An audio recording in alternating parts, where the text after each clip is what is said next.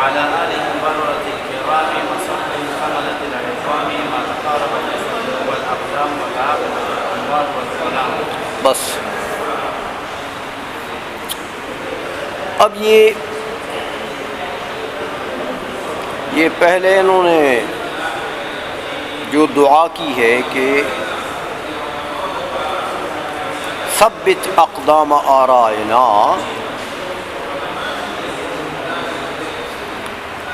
تو اسی کے اوپر عطف ہے ووفقنا. ثبت انشاء ہے، وفق بھی خطاب ہے باری تعالیٰ کو. پہلے سے میر زاہد ہیروی رحمۃ اللہ علیہ نے خطبے کو خطاب سے شروع کیا ہے نا، تو وہی خطاب مسلسل چرا.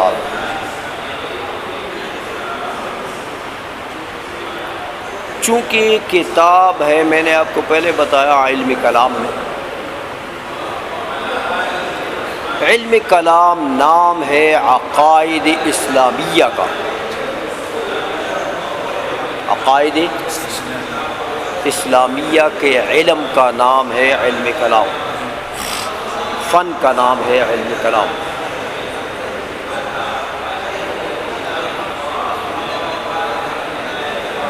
عقائد جو ہے یہ عقیدہ کی جمع ہے. عقیدے کے دو معنی آتے ہیں. ایک تو عقیدہ جو ظاہر اور متبادر معنی ہے عقیدے کا، وہ ہے اذعان. تہذیب کی عبارت میں آپ کو یاد ہے نا، العلم ان کان اذعانا للنسبۃ فتصدیق والا فتصور. تو علم جو مرتبہ اذعان میں ہوتا ہے اس کو عقیدہ کہتے ہیں.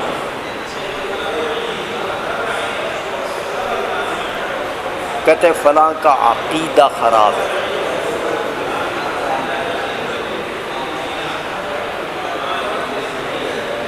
کہ اس کو جس چیز کا اذعان ہے نا وہ غلط ہے.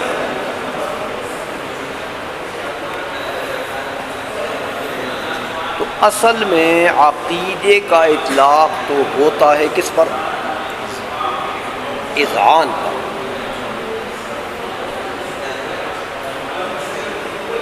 اب آپ کو پتہ لگ گیا ہوگا کہ عقیدہ جب اذعان ہے تو اذعان تو علم کی قسم ہے، تو عقیدہ کیا ہے؟ علم ہے. عقیدہ جہل نہیں ہے. عقیدہ علم اذعانی کا نام ہے.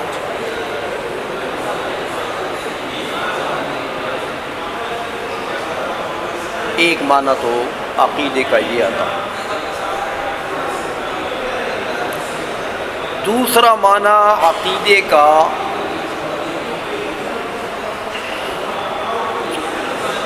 اذعان کے معلوم کا بھی آتا ہے. اذعان کا چونکہ تعلق تو قضیے سے ہوگا، تصدیق ہے نا، تو تصدیق علم ہے کس کا؟ قضیے کا. تو اذعان کا تعلق تو قضیہ سے ہوگا، اس کا متعلق قضیہ ہے.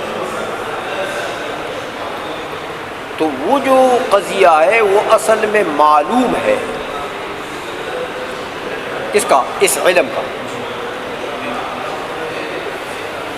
اذعان کا.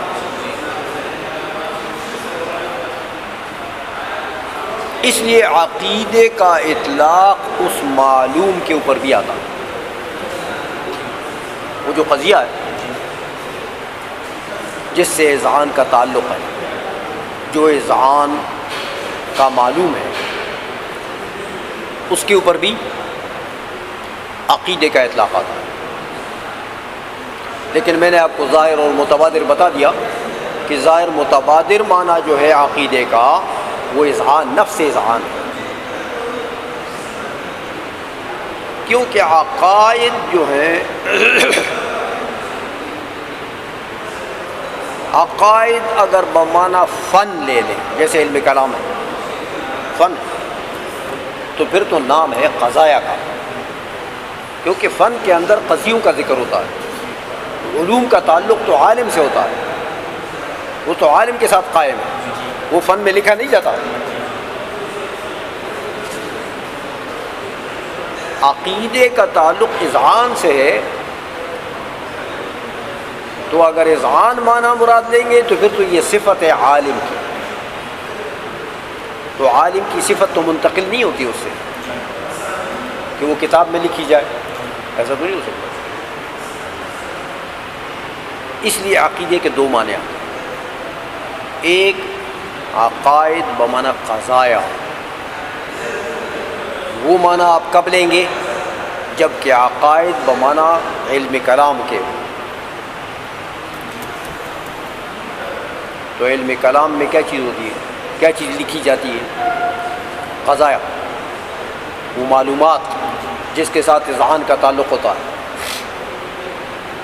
وہ فن کے اندر لکھی جاتی ہے۔ اور ایک ہے اذعان بمعنی اذعان، عقیدہ بمعنی اذعان، وہ عالم کے ساتھ قائم ہوتا ہے، وہ اس کا علم ہے، اس قضیے کا علم ہے، وہ عالم کے ساتھ قائم ہے، وہ عالم کی صفت ہے، وہ لکھی نہیں جا سکتی۔ بات سمجھ میں آ رہی ہے کہ نہیں آ رہی ہے؟ تو میر زاہد ہروی رحمۃ اللہ علیہ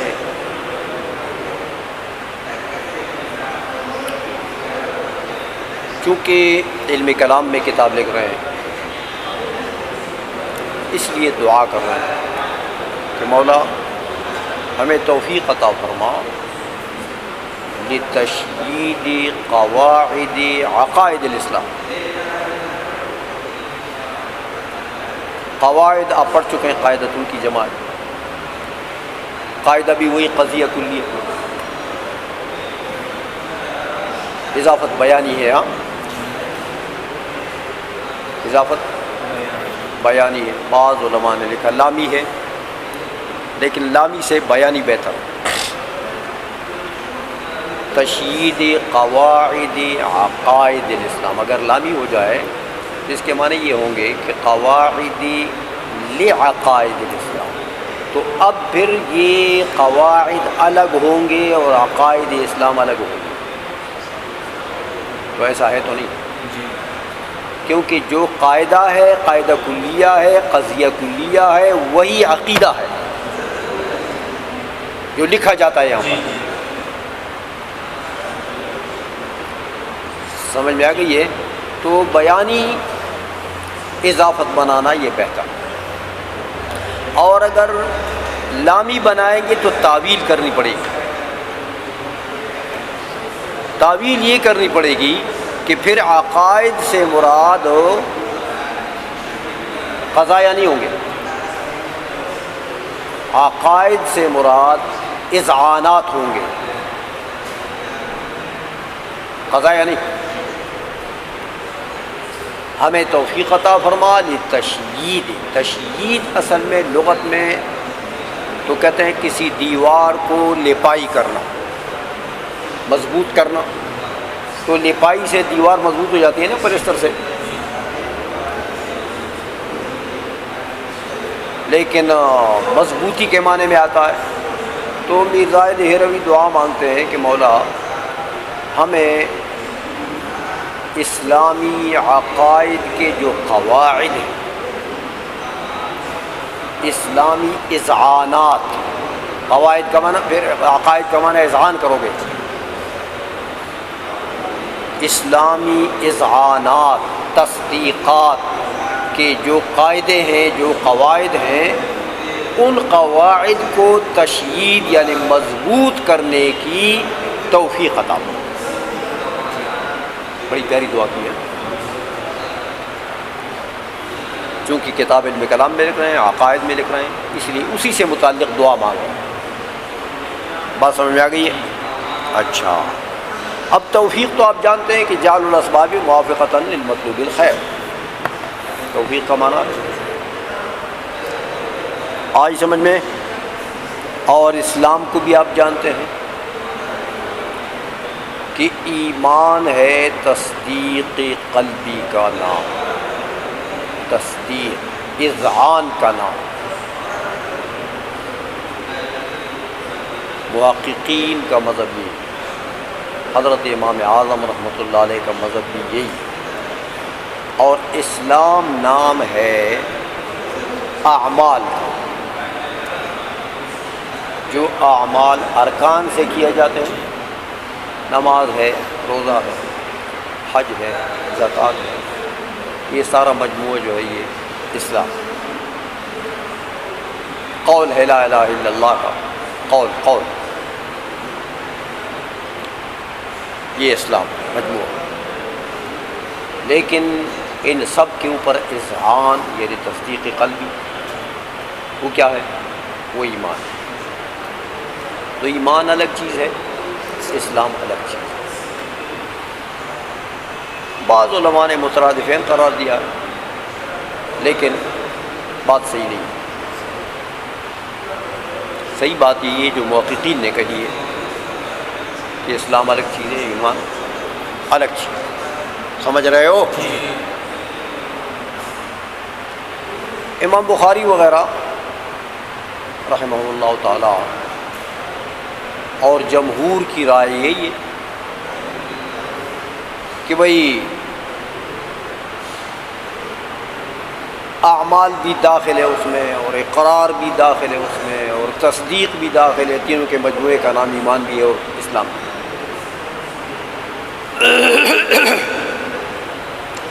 لیکن محققین اس کا رد کرتے ہیں کہ دیکھو الذین آمنوا وعملوا الصالحات، ایمان کے اوپر عمل صالح کا عطف ہے، تو عطف میں اصل مغایرت ہے، تو عمل اگر داخل آمنو میں تو پھر عاملو کا ذکر کیوں ہوا؟ تو یہ تو قرآن بھرا پڑا ہے، اس لیے اعمال داخلی ایمان نہیں ہے۔ بات سمجھ میں آ گئی؟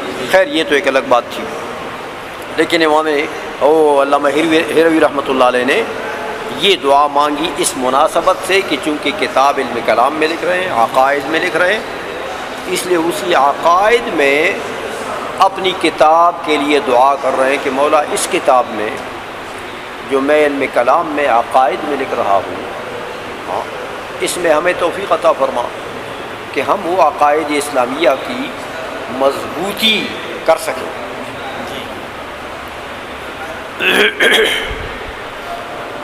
یہ تو بات ہوئی اللہ جل مجدہ کے ساتھ خطاب کا، معاملہ ہوا۔ میں نے آپ کو کئی مرتبہ بتایا ہے کہ خداوند قدوس کا حق بندے کے اوپر مقدم، دوسرے نمبر پر حضور کا حق، بعد از خدا بزرگ تو یہ خدا کے بعد حضور کا حق۔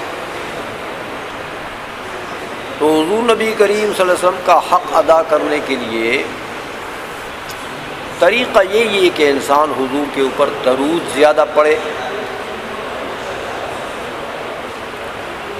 سمجھ میں آ گئی ہے؟ اور حضور نے فرمایا بھی ہے نا کہ اقرب الناس یوم القیامہ میرے کون ہوگا؟ اکثر الصلاۃ، جو حضور پر درود زیادہ پڑھے، قیامت کے دن وہی شخص حضور کے زیادہ اقرب ہے۔ بڑی بات ہے، تو درود شریف کا بہت بڑا اثر ہے۔ دیکھو نا، جب حضور کا قرب حاصل ہوتا ہے درود سے تو مؤثر چیز ہے نا۔ اس لیے علامہ ہروی رحمۃ اللہ علیہ اس کے بعد پھر حضور پر درود شریف لے آتے ہیں اپنی کتاب میں، اپنے خطبے میں کہتے وصلی علی افضل الرسل سید الانام،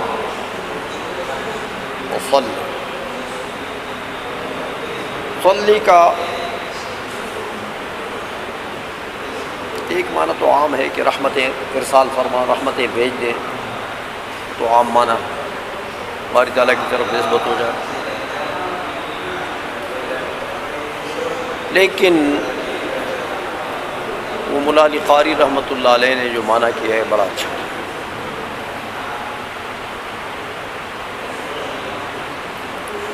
علامہ ابن حجر عسقلانی نے بھی یہی معنی کیا ہے. کافی علماء نے اس کا ذکر کیا ہے کہ صلی کا معنی یہ ہے کہ اللہم عظم فی الدنیا والآخرہ، یا عظم شانہ فی الدنیا والآخرہ. مولا حضور کی شان کو بلند فرما، دنیا میں بھی آخرت میں. دنیا میں حضور کی شان کو بلند فرما، رفعت عطا فرما، حضور کے دین کے کلمے کے اعلاء کے ساتھ، کہ حضور کے دین کا کلمہ بلند رہے.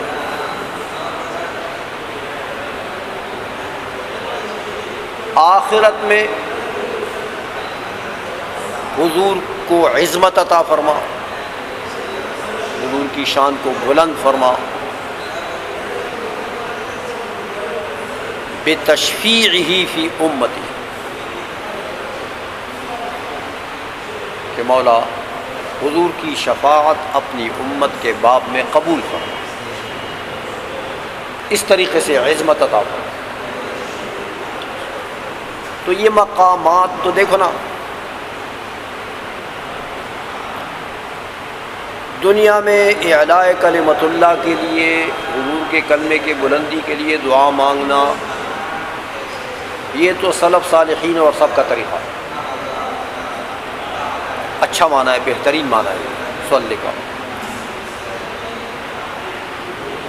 آخرت میں حضور کی تشفیع جو ہے وہ تو ویسے بھی ہے، وہ تو وَيَبْعَثَكَ رَبُّكَ مَقَامًا مَحْمُودًا، وہ تو اللہ کا وعدہ ہے، وہ تو ہوگا. لیکن ایسا کام جو کام یقینی طور پر ہونے والا ہے یا ہوا ہے، ہوگا، اس کے لیے دعا مانگنا بھی فائدے سے خالی نہیں ہے. ایک فائدہ تو یہ ہوتا ہے کہ مولا اس میں زیادتی عطا فرما. نفس سے کام تو ہوگا، نفس سے وہ کام جو ہے وہ عین کام تو ہوگا، لیکن مولا اس میں زیادتی عطا فرما. یا پھر یہ مطلب ہے کہ گویا کہ کام تو ہوگا، اس میں زیادتی بھی ہوگی، اس میں بلندی بھی ہوگی، اس میں رفعت درجہ بھی ہوگا، سب کچھ ہوگا. تو یہ داعی کیوں اس کا ذکر کر رہا ہے اور بار بار مانگ رہا ہے؟ یہ اپنے لیے ثواب میں اضافہ کر رہا ہے، وہ تو یقینی ہے. سمجھ میں آ گئی ہے؟ تو علامہ زائد ہیروی رحمۃ اللہ علیہ اس لیے وصلی علی افضل الرسل سید الانام، مولا آپ کی شان کو بلند فرما جو افضل الرسل ہیں، تمام رسولوں سے افضل ہیں، اور سید الانام، تیری تمام مخلوق کے سید ہیں، سردار.